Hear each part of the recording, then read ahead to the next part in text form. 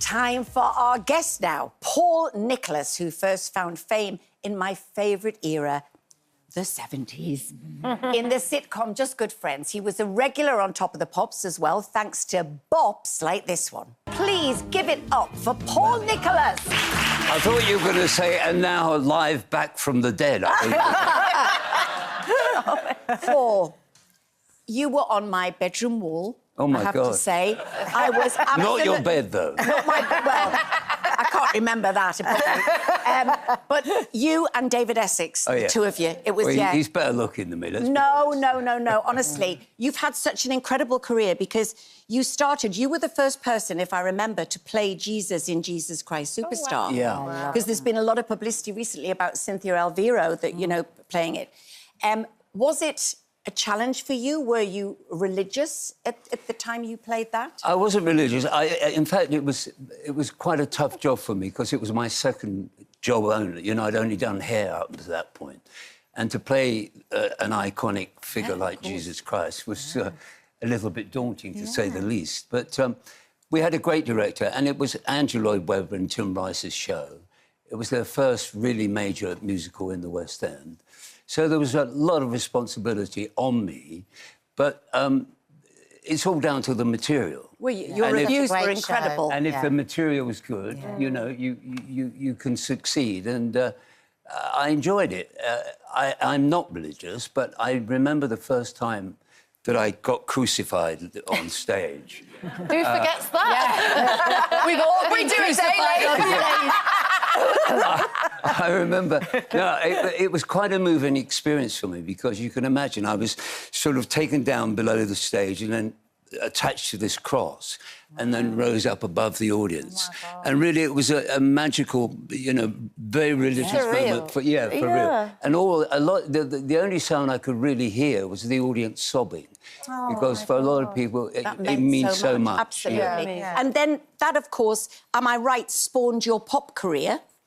Well, yeah, I started off actually as a rock and roll piano player for Screaming Lord Sutch. Some of you may remember him. And by way of Hair, the musical Hair, I got into theatre shows and really have done that ever since.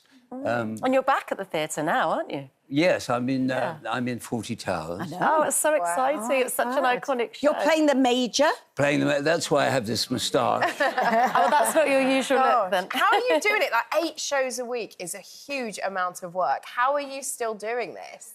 Well, I do it because I like to do it. I love to perform. And if someone's sneaking up behind me... Yes, there you are. Yes, there you are. Oh, yes, there I am. It looks so real, doesn't it?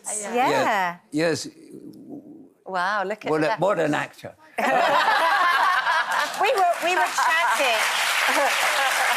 chatting before, weren't we, Denise? We're both huge Fawlty Towers fans, and we were saying how different it was then.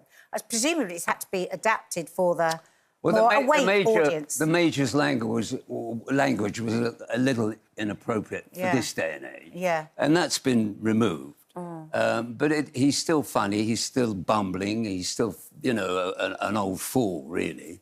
Hello? And John Cleese is still involved in the show? Yeah, John was there at the rehearsals and did all the, you know, helped us a great deal. And it's great to have the author there. Yeah. And I think he's very pleased with the result. We had great reviews. We're still running at the Apollo Theatre, and then we do a nationwide tour. Are you going on tour with it? I am, yeah. Wow. But don't tell my wife. Is that a secret to a happy marriage, then? No, I have told. She might be thrilled, Paul. Well, that's true. I think I've been with her for 55 years now. Oh, wow. And Content or excited? Pardon? Are you content or are you still excited? I think she's a lovely, lovely person. I love that. Yeah. And they're not easy to find. No. Yeah. And you know, I think that I'm beginning to get on her nerves. But is that why you're taking the role?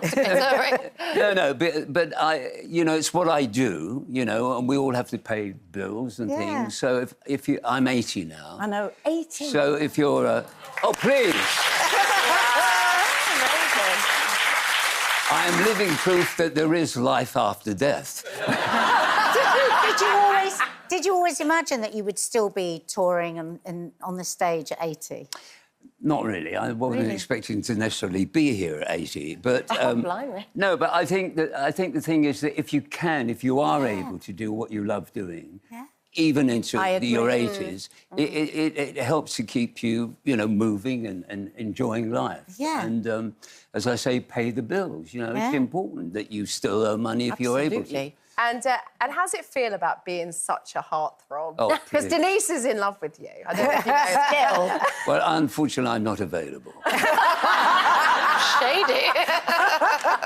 But Are you embarrassed by it, or is it something you embrace? No, I mean, that was a period, when you're young and you get an iconic show like Just Good Friends, which is a romantic show. Yeah. And you've got a wonderful co-star in Jan Francis. Wonderful writing by John Sullivan, who wrote... Absolutely. Oh, look at you there. That's gorgeous. That seems like about 5 years ago, feels like, doesn't it? yes, When you see it the does. poster. Yeah, well, it wasn't. Oh, I know. But, yeah, it was great to be. And again, writing like that, comedy like that, it doesn't come along that often. And if you're lucky enough to get one of those shows, you should thank your lucky stars, really. Absolutely. Well, we want to wish you all the best. Yeah, That's Fawlty Towers. Touring, I have to Touring say... from what date? From September From the 30th? September, all across the country, and Ireland as well. So if you can't see it in London, you can catch it at a theatre near you. So, ladies and gentlemen, Paul Nicholas. Thank you. Oh, thank you. It's lovely.